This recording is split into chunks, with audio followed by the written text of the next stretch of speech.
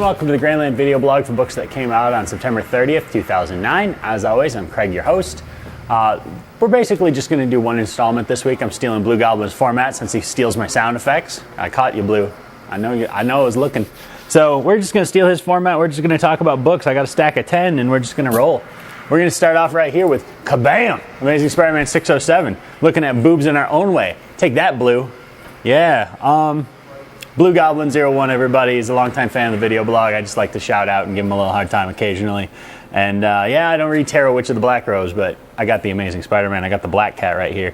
Tell you, I've had copies of this disappear into the bathroom. It's just nonsensical. This book is great. I'm not quite sure where, I guess at some point during this whole brand new day, one more day, new launch, whatever, Dan Slott got tired of people saying, yes, these are all good stories, but you don't have to, you could tell them with a married Peter Parker.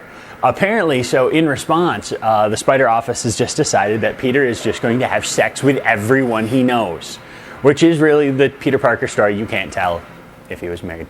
So beyond that, this is a phenomenal story, great story with Black Cat.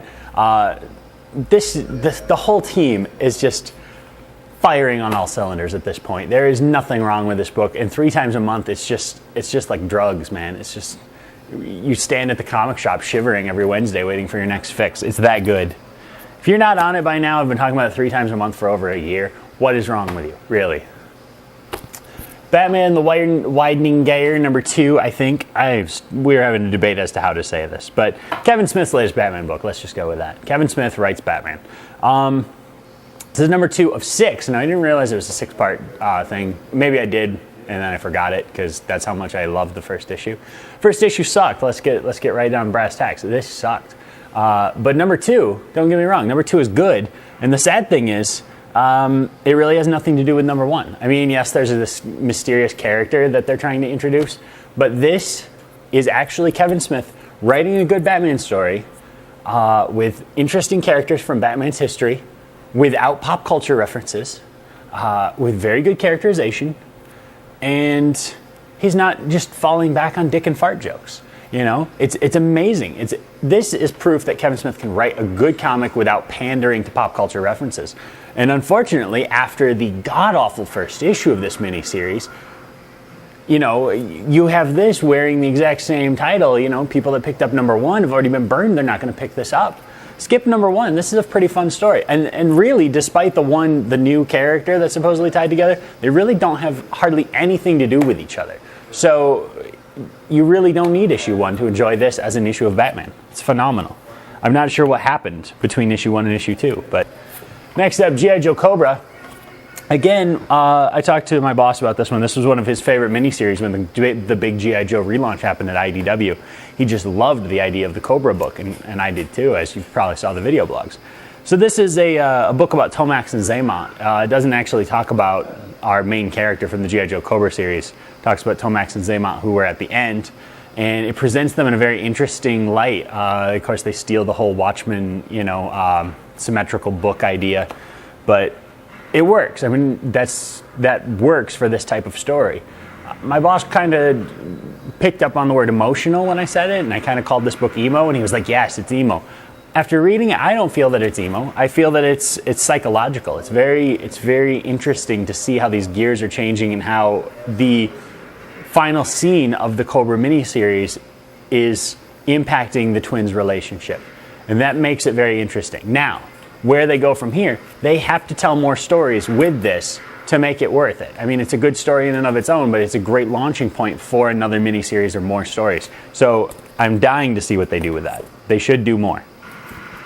Gotham City Sirens, number 4. And Paul Dini is back, in case for those of you who were worried that Scott Lobdell was around. It's Paul Dini. It's a Batman book. It's really, it's Paul Dini in Gotham City. That's his playground. That's what he does best. If you read Streets of Gotham, it's what he does best. Here, amazing.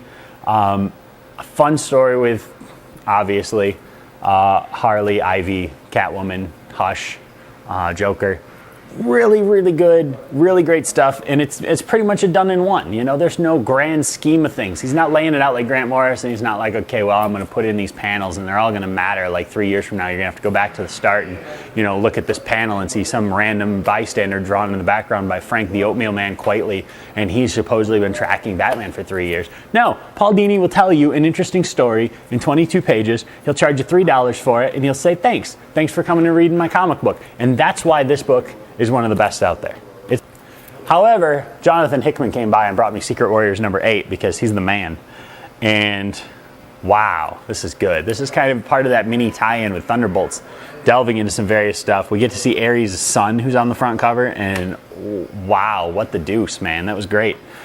This book, I can't even tell you what's in this book because there's so much fun stuff going on in this book all the time.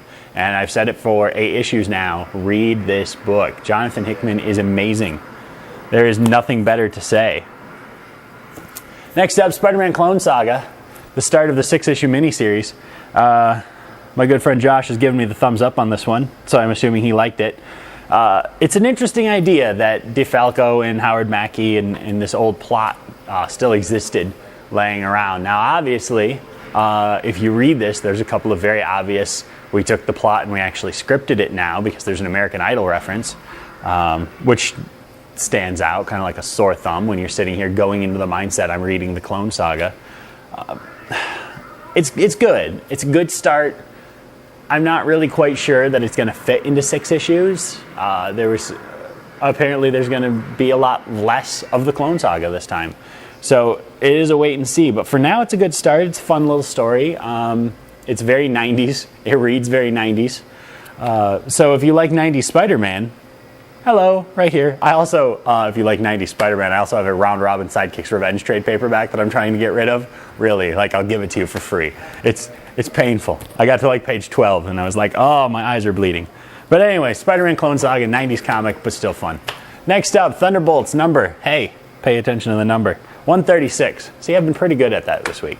Thunderbolts 136. Andy Diggle is, I don't know what he's doing. He's just like basically just ripping this book to shreds before he gives it to Jeff Parker.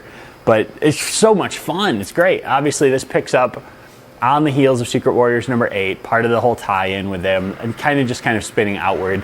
But he just continues to drop these WTF moments throughout the book, you know, and that's what this book should be. This reads very much like Andy Diggle sat down and read Gail Simone's Secret Six and said, okay, I'm writing a team of psychopaths. How are they supposed to behave? Norman Osborn's not going to bark orders through a headset and have all of these psychopaths and serial murderers going, oh, okay, that sounds good. You know, it doesn't matter what Norman Osborn says. He's not going to make them happy. Eventually, they're all going to snap and they're all going to come into conflict with each other. And this is what's going on here. It's Diggle writing a very logical version of the Thunderbolts, finally. And it's sad that he's going on to bigger and better pastures with Daredevil.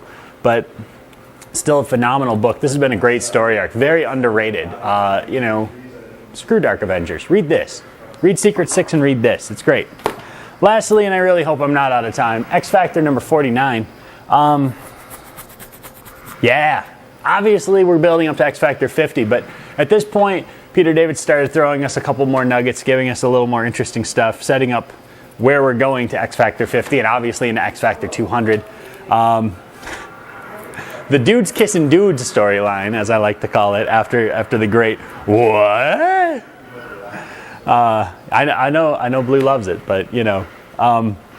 The Dudes Kissing Dudes storyline is kind of getting funnier and funnier with a very nice conversation in the car with Richter and Guido that just cracked me up.